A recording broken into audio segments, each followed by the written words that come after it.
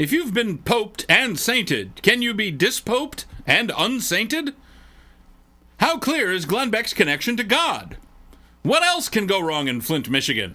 For February 19th, 2016, from the stylish high-tech underground studios of Ribbit Media in unseasonably seasonable Cranston, Rhode Island, this is NewsUndies.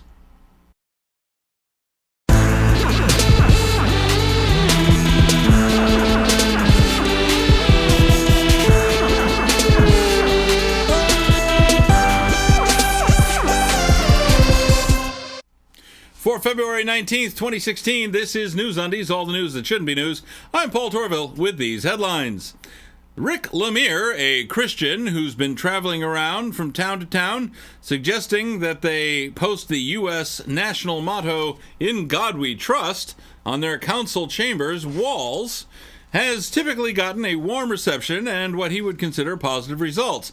Not so much when he approached the Cherokee Tribal Council in Tennessee with his suggestion.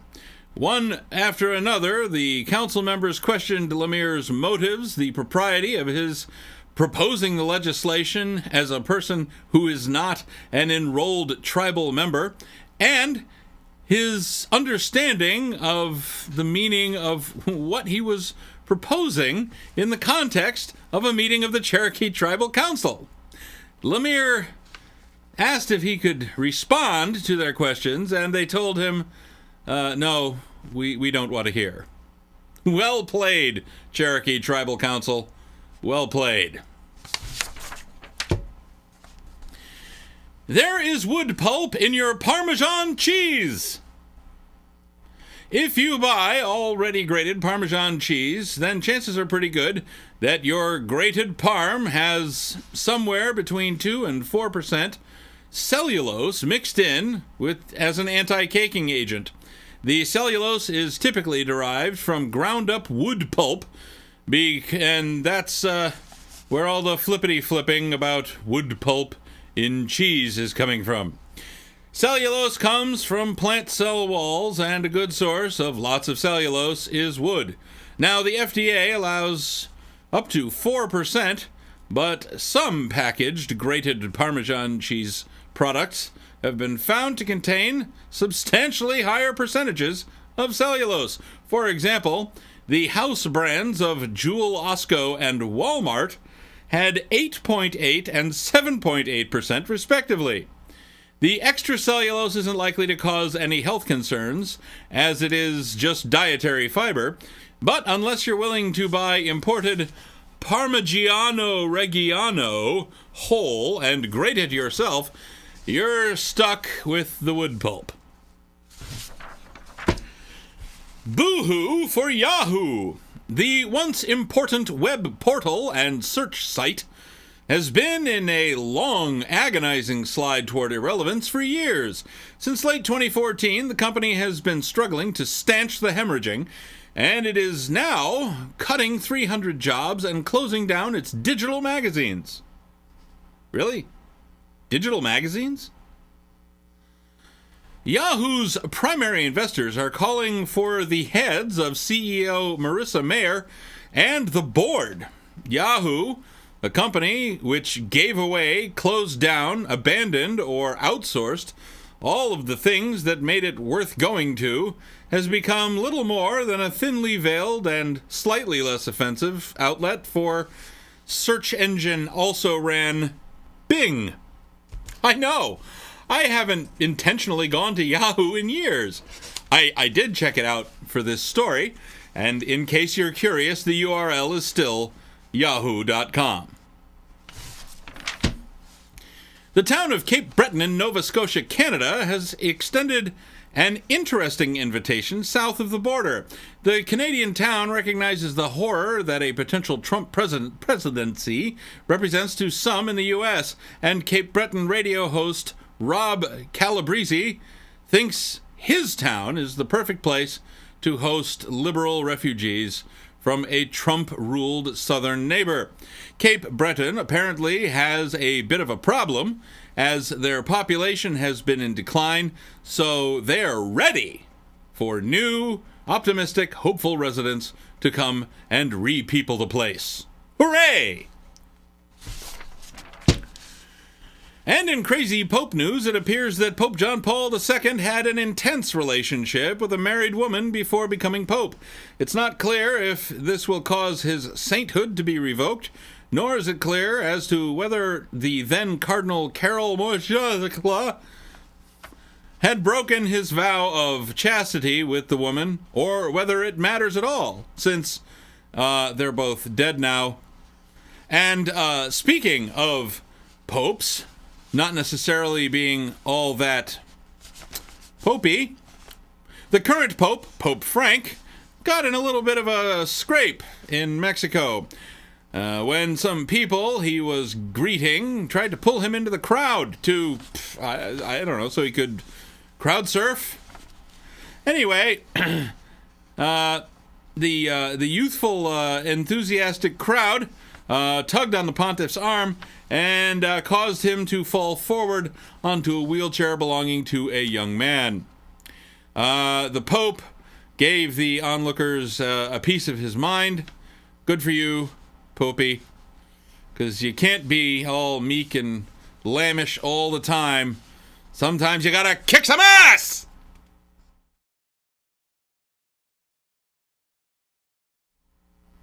And in squirrel news, there has been a number of incidents in the Noath Gardens in Weymouth, that's in England, wherein squirrels have been ganging up on passers-by and chasing people down paths. One park visitor had this to say: "They looked like they were waiting for someone to come their way. We sat down on a bench and they surrounded us. They started jumping up aggressively, and one bit my friend on her finger. It was just like the Alfred Hitchcock film The Birds." You know, except for the town burning down and people being pecked to death in their eyes.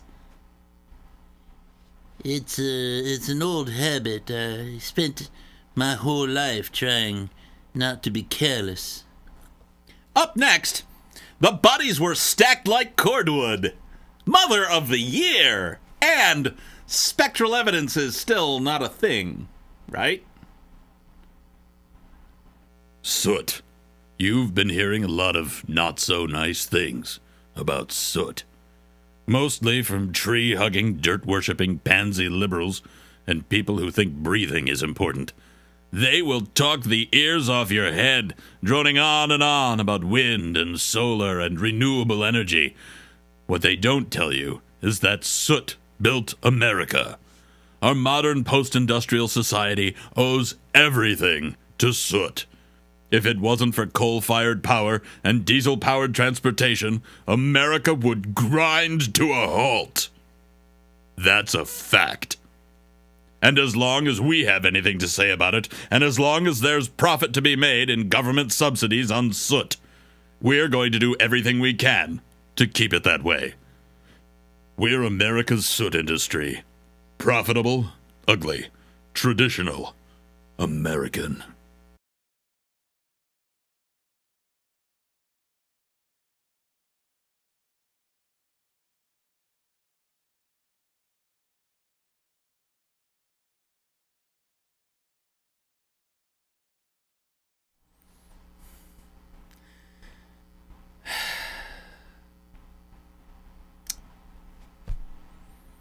Manny Pacquiao.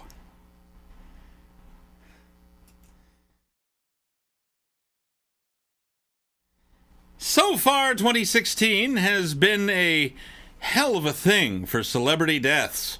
David Bowie, Maurice White, Lemmy, Alan Rickman, Buffin Griffin, Glenn Fry, Dan Hicks, and Celine Dion's husband and brother. Two different guys! And while we're trying to figure out whether there was something about being a 69-year-old British guy that made them really susceptible to death, 79-year-old Associate Justice to the Supreme Court Antonin Scalia just cacked off out of nowhere. Was it a conspiracy? Did Obama have him killed? Probably not. No, probably not. Scalia, by many accounts, was a friendly, funny, and all-around great guy, unless you happen to run afoul of his originalist philosophy regarding the Constitution. Then, if he had anything to say about it, and he had at least 1/9 of anything to say about it, you probably were not going to be happy with his decision. So now he's dead. Much has been made of the people who didn't care for Scalia and his legal opinions, doing the whole ding-dong, the witch is dead thing upon the announcement of his passing. As one of the ding-dongers myself, let me say this to the family of Antonin Scalia, because I'm sure they're watching. And I can only speak for myself here, but This is not personal. This is business. I don't know about him personally, and I don't know about you personally. I paid the man's salary, and I didn't much care for his work. If he had retired, I'd have been just as happy. No, he chose to stay with the job for life, which he was entitled to do. Fine. Well, now he's dead. And now his retarding influence on the politics and social progress of our nation is past. That's good. He was a public figure with tremendous and far-reaching influence. I can't tell you how sorry I am that he has been such a public figure, and this may be interfering with your ability to grieve for your loss. Nonetheless, I am delighted that his influence on the nation is ended.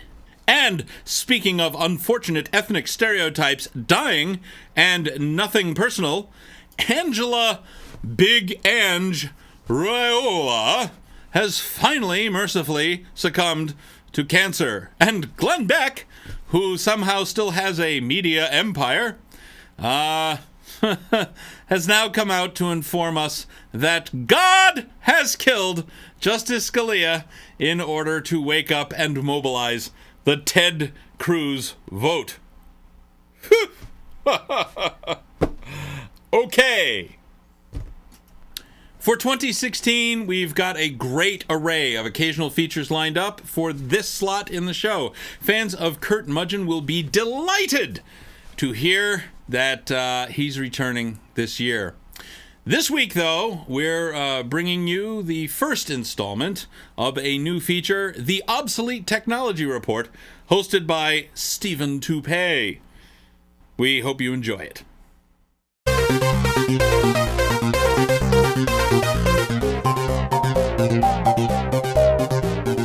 Welcome to the Obsolete Technology Report. I'm Stephen Toupee. Have you ever wondered how you could work with Unix? Or perhaps, what is Unix?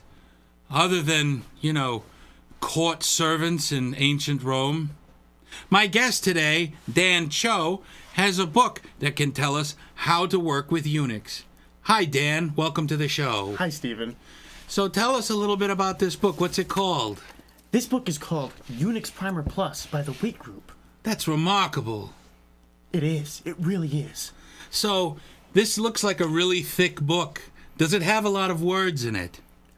I would venture to say it does. Whoa. Well, that's great news, because words are important. They really, really are. Especially in the Unix world, is that correct? Yeah. In Unix, all you have is words. Well, not really only words. Kind of cryptic two-letter command names that nobody understands. But it's really amazing. So, what could you do with Unix? Well, you can display a calendar. You can display the time. You can send email. These are just but a few things you could do. Email? Email. Is that like regular postal mail? Kind of, but not quite. You see, with email, instead of paying the postman to take the letter from you and bring it somewhere else, you just order the computer to do it, and the computer might do it for you. Might do it for you. Oh, well, that's extraordinary, because I was always worried that the thing might be reliable. It's a little reliable. That's fantastic. That's what I always look for in a computer. So, Dan, could you tell us where our viewers could buy this book? Well, they can't buy this book anymore, but if they could, they would really enjoy doing so. That's fantastic. Thank you very much, Dan. You're very welcome. This has been the Obsolete Technology Report. I'm Stephen Toupee. Thank you, Stephen.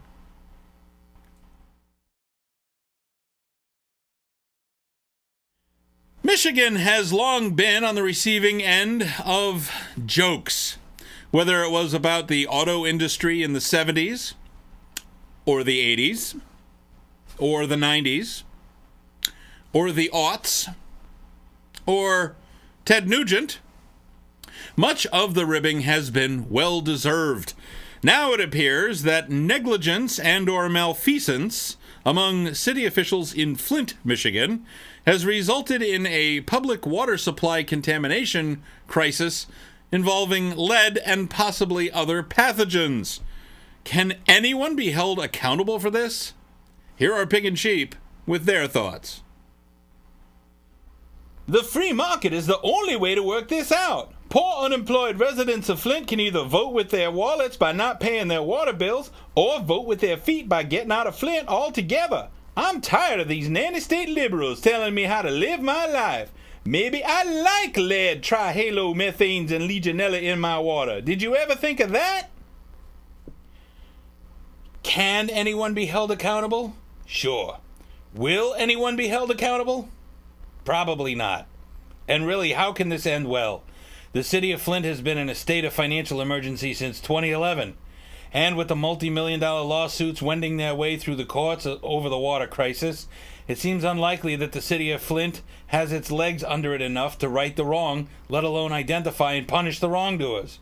It seems to me that the only way this is going to get straightened out is if the federal government steps in and takes charge of the city of Flint, because the state of Michigan under the leadership of Governor Rick Snyder certainly doesn't seem to be able to get a handle on the situation. That's what Pig and Sheep think. What are your thoughts? Email them to ovcomments@newsundies.com.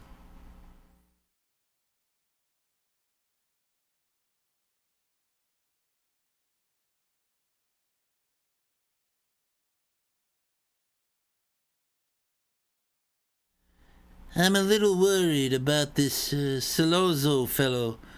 I want you to find out what's under his fingernails.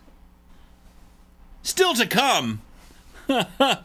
It's still a little early, but this year's Mother of the Year. And why are they talking about dogs? It can be hard to think rationally when a loved one passes away. This can be especially true in the event of untimely death or when religious or cultural traditions demand quick interment of remains. Blue and Flatley Funeral Homes are here to ensure your needs are served in the most efficient and profitable way possible. At Blue and Flatley Funeral Homes, your money is very important to us, and we want to make sure we do everything you can afford to put your mind at ease. Blue and Flatley, profiting from the misery of others since 1883.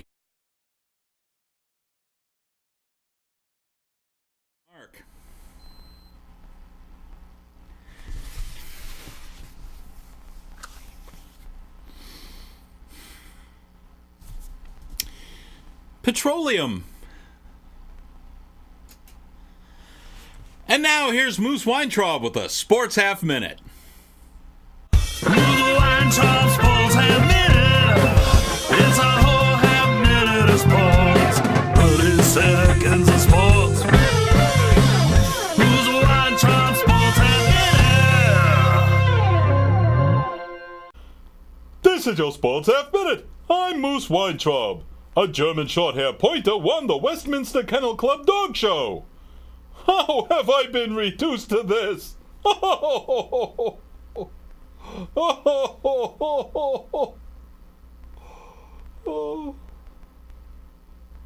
Moose Weintraub Sports Half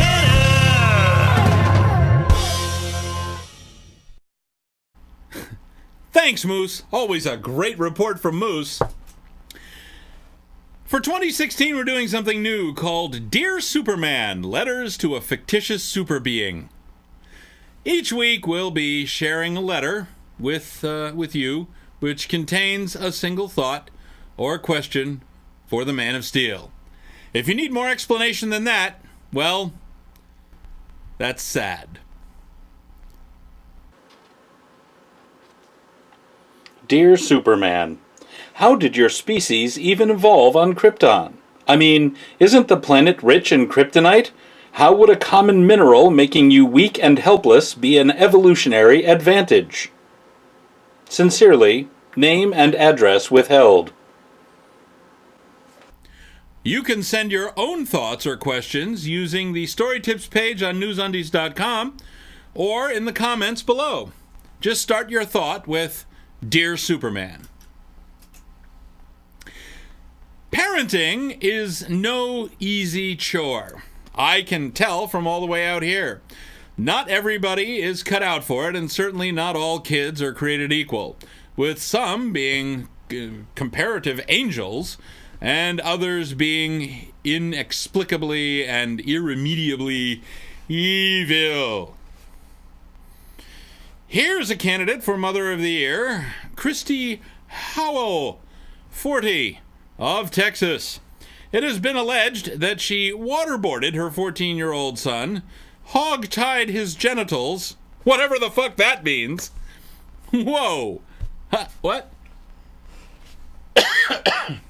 Whoa! Wait, I'm being told that we have an even better candidate for Mother of the Year.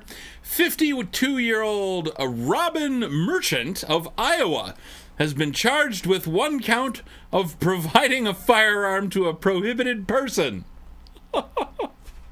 That person is her son, Dylan Winteroth.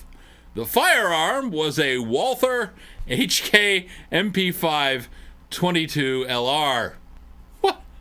Next day, Dylan and some of his pals were messing around with the gun, and one of them, William Hines, discharged the weapon, shooting 14-year-old Emma Redlinger in the head, fatally.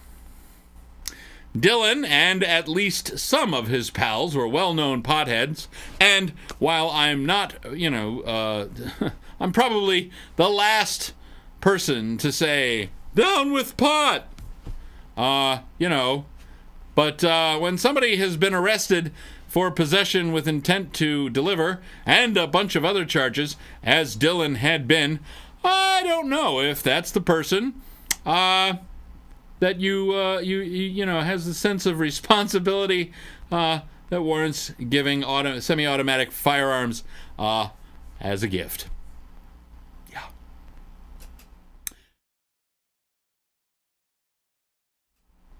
And finally, and I do mean finally, we all saw this coming, didn't we? Once upon a time, there was a stupid, self-important fucknut named Cliven Bundy, who was convinced that he was entitled to graze his cattle on federal land. It turns out that the Federal Bureau of Land Management was not similarly convinced. Bundy and 4 others racked up 16 felony charges in connection with the 2014 standoff that Bundy launched on federal land near his Nevada cattle ranch. If convicted on all counts, Bundy and his co-defendants could face 20 years in prison, $250,000 in fines, and forfeiture of at least $3 million in property. Bundy could not be reached for comment because he is currently under arrest in connection with the stupid standoff that his stupid son stupidly set off at the Malheur National Wildlife Refuge near Burns, Oregon. Shauna Cox, an associate of Ammon Bundy, stupid son of the stupid rancher Cliven Bundy, who could not be reached for comment because he is under arrest for being stupid, and one of the last stupid occupier people to be removed from the Malheur National Wildlife Refuge, has filed suit against the U.S. government and looks like everyone but Jesus for damages from the works of the devil in excess of $666,666,666,666.66. Now, I'm hoping that Shauna herself drew up the complaint, because if a real lawyer drew this up, he or she should be sent back to 3rd grade spelling class. Case number blah blah blah. Affirmative defense. Notice of criminal countersuit against federal employees and other John and Jane Does 1 to 1,000 with claim for damages by declaration of Shauna Cox. The devil, Shauna, Is in the details. Well, that's all for this edition of NewsUndies. If you see news that shouldn't be news, you can submit your story tips online at NewsUndies.com or on Twitter with the hashtag NUSTip. NewsUndies is a weekly show. We'll be back on Friday, February 26th with fresh undies. If you like this video, please like this video. If you like the show, please spread the word. Got a question, comment, or suggestion? Leave it in the comments below. Don't forget to subscribe to us on YouTube, circle us on Google+, like us on Facebook, follow us on Twitter, ignore us on MySpace, tell your friends, and buy NewsUndies Kitsch at NewsUndies.com. Thanks for watching. For all of us here at NewsUndies, until next time, I'm Paul Torville. After that, I might be auditioning for that open spot on the Supreme Court. Thanks to story tippers Kitten, Jeff the God of Biscuits, and Anonymous.